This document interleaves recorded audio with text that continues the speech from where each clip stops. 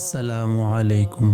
رمضان المبارک کا بابرکت مہینہ ہمارے دروازے پر دستک دینے ہی والا ہے۔ وہی مہینہ جس میں اللہ کی رحمتیں، برکتیں اور مغفرت نازل ہوتی ہے۔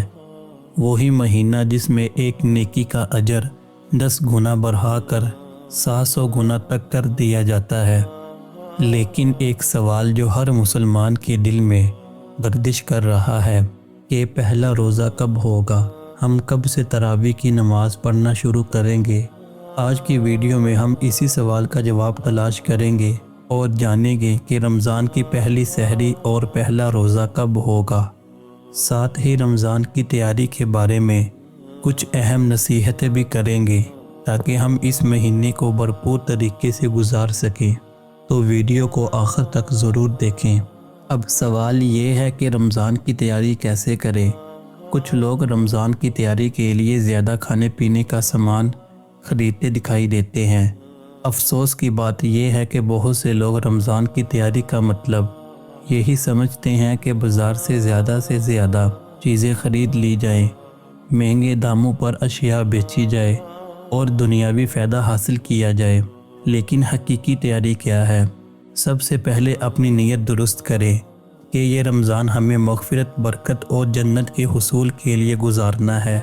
قرآن سے اپنا تعلق مضبوط کریں، روزانہ کم از کم ایک پارہ پڑھنے کا عزم کریں، نماز تراویح اور تہجد کی عادت ڈالیں تاکہ روحانی فائدے حاصل ہو سکیں۔ غریبوں اور مسکینوں کی مدد کریں کیونکہ رمضان کا اصل مقصد صرف اپنے لیے نہیں بلکہ دوسروں کی مدد کرنا بھی ہے۔ یاد رکھیں، رمضان صرف کھانے پینے کے لیے نہیں بلکہ اللہ کی رحمتیں سمیٹنے کے لیے ہے۔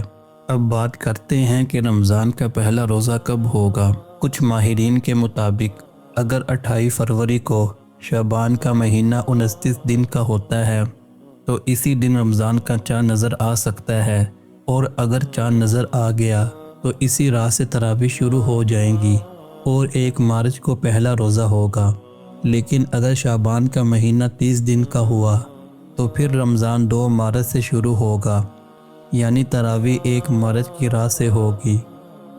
یعنی زیادہ امکانات اسی بات کے ہیں کہ پہلا روزہ 1 مارچ کو ہوگا، لیکن حتمی فیصلہ چاند دیکھنے کے بعد ہی ہوگا۔ اللہ تعالیٰ سے دعا ہے کہ اللہ ہمیں رمضان المبارک کا مہینہ نصیب فرمائے، اس کی برکتوں سے مالا مال کرے اور ہماری مغفرت فرمائے۔ آمین۔